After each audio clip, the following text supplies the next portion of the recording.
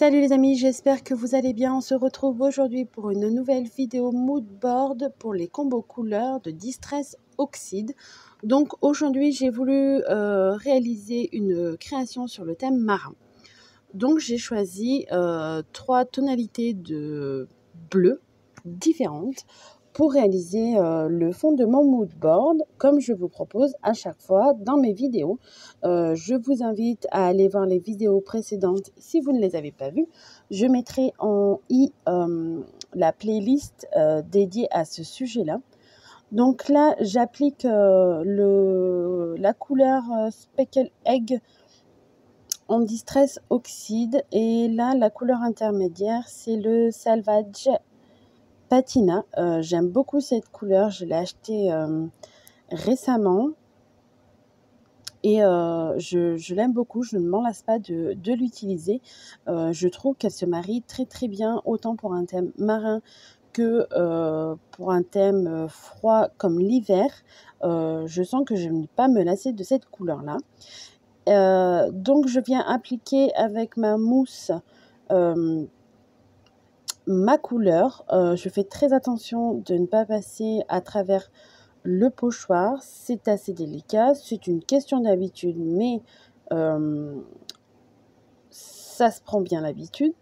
Donc j'essaye d'éviter que la couleur ne passe en dessous.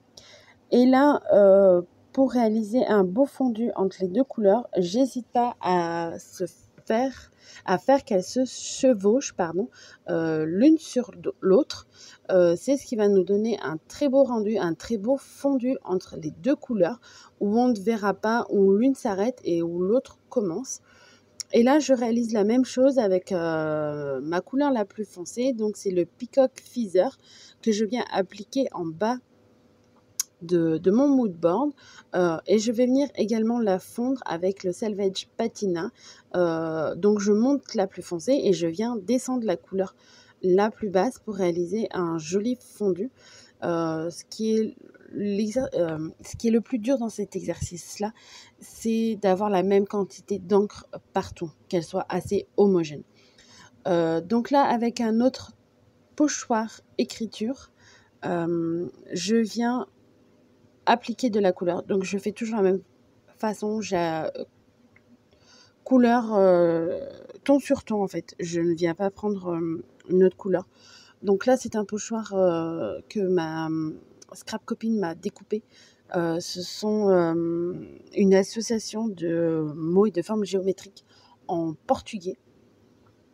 Donc parfait pour mon thème marin. Je l'aime beaucoup. J'ai la version grande qui me semble que je vous ai déjà montré en vidéo. Et là, c'est un format un peu plus petit. Donc, c'est parfait pour les petites cases des moodboards. Je l'aime beaucoup. Et ce qui est bien avec ce genre de pochoir, c'est que vu qu'il y a un peu des mots dans tous les sens et un peu de toutes les tailles, c'est qu'on peut venir comme ça combiner et choisir là où on veut placer nos mots, nos pochoirs, et tout en gardant cette subtilité de ton sur ton. C'est pas quelque chose qui nous tape à l'œil dès qu'on voit la création. Donc j'aime beaucoup faire ça quand je fais des moodboards. Je sélectionne quelques parties du pochoir que j'applique par-ci, par-là. Pas dans la totalité du pochoir, ni de partout sur ma création, pour éviter d'alourdir ma création, parce qu'après je vais venir y coller des éléments, donc c'est pas ça le but recherché non plus, c'est juste d'habiller un peu le fond. Et là je fais pareil avec un autre type de pochoir, plutôt aux formes de sardine, pareil que ma scrap copine Sandrina m'a découpé gentiment, et je trouvais qu'il allait parfaitement avec le thème. Et pareil là je viens juste sélectionner quelques parties du pochoir, pas la totalité du pochoir. Et j'aime beaucoup ce pochoir pour les créations d'été. Donc pour apporter un peu de brillance à tout ça, j'ai pris la poudre Magical Milky Way White pour venir faire quelques taches brillantes, vu que ça va faire réagir les distress en dessous. ça va prendre la couleur de la distress quand ça va sécher, mais il y aura un côté brillant dans les taches.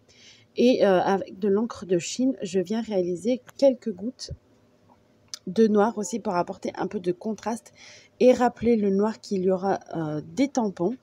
Euh, Toujours essayer de faire un rappel. Et là, je viens coller mes éléments que j'ai mis en couleur, au crayon de couleur aquarellable.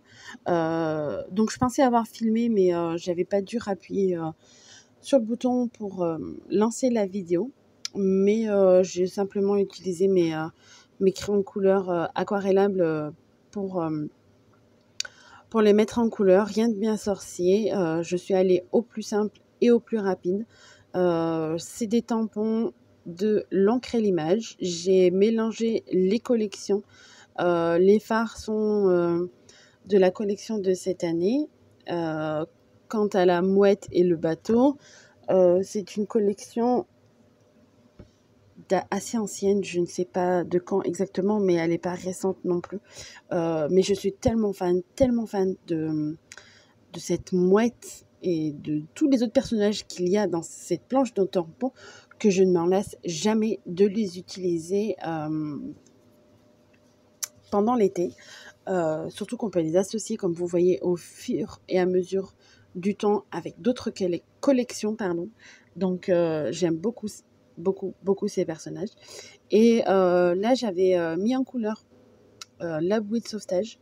Mais pour pas m'enquiquiner à découper la ficelle qui déborde, enfin qui sert à ce qu'on accroche, je suis venue tout simplement la découper et je suis venue retamponner mon motif pour venir coller ma bouée. C'est beaucoup plus simple, je trouve, de faire comme ça. Je ne suis pas une pro du découpage. Et puis, j'ai pas de machine de découpe comme certaines peuvent le faire à la Pixcan. Je n'ai pas cet outil-là. Donc, quand c'est des motifs comme ça, j'évite le plus simple et le plus reste, je découpe et je retamponne le motif. Ça va beaucoup plus vite. Donc, on arrive bientôt à la fin de cette création.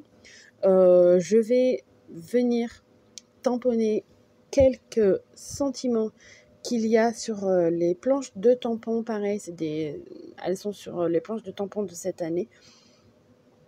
Et je vais venir créer aussi un cadre noir tout autour de mes cases. C'est quelque chose que je ne faisais pas forcément avant. Mais dernièrement, je le fais presque tout le temps parce que je trouve que ça habille la création et de plus, ça permet que notre regard se focalise sur les cases et qu'il ne divague pas partout ailleurs sans savoir où regarder. Je préfère nettement quand il y a un contour noir plus ou moins épais selon la création. J'ai longuement hésité aussi entre mettre quelques éléments dans le cercle au milieu et la case du milieu, mais ne sachant pas quoi mettre et de peur d'alourdir ma création, j'ai préféré la laisser telle quelle. N'hésitez pas à me laisser un commentaire pour me dire si vous aurez rajouté ou pas quelque chose et qu'est-ce que vous aurez rajouté à la création. Sur ce, je vous dis à bientôt. N'hésitez pas à laisser un commentaire, à partager et à liker. Et je vous dis à bientôt. Bye bye.